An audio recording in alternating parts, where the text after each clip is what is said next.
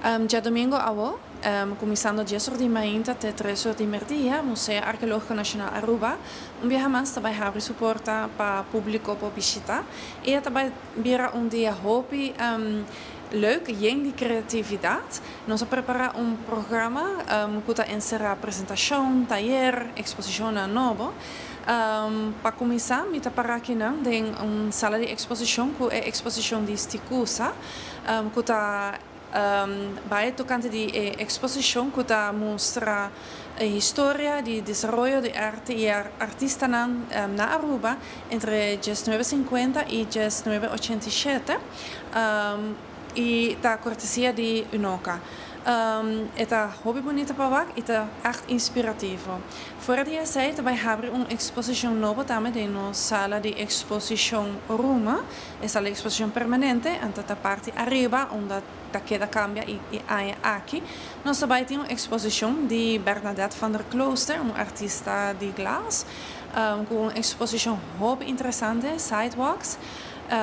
E também tem também dia de betico, também tem dois viaja artist talk, também da parte mainta e também da parte merdia. Nós também tem dois outros artistas também in the house. Andrea Kok-Cavadian também dona workshop, taller com watercolors, na onda de 1 hora participante desenha com pinta paisaje de fantasia com matana e essa aqui também tá dois viaja, pois tem dois chances para participar, começando dia sortimento acaba.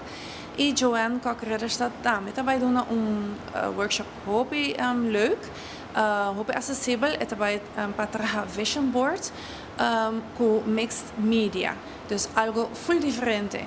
E fora de sei, nosso arqueólogo Harold Kelly também dona uma apresentação tocante de evidência de adaptação do passado na cambio climatológico na nossa isla. Dus nós porcinha de nos antepassados como para preparar para retornar com nós vai enfrentar no futuro. Fora de todas essas, seguro nós também tem douche comida, snacks, coisa típica também que é bastante por comprar e saborear aqui também tem snacks box, também tem box de cosduche, algum comida típico, maneira sopi, com arroz com pollo, etc. Bem bem tour, nós invitamos você tour bem passa douche dia, de criatividade, bem inspirado mes, seja criativo também riba dia domingo awo, dia sortimento nós guardamos na Museu Arqueológico. Ik heb een expositie in het Nationaal Archeologisch Museum in samenwerking met de archeoloog Harold Kelly daar. Ik heb hem 11 jaar geleden ontmoet en hij heeft mij toen meegenomen naar een heel bijzondere site met de rotstekeningen. Daar was ik zo van onder de indruk en dat is altijd bij mij gebleven, waardoor ik geïnspireerd werd om daar een project over te doen.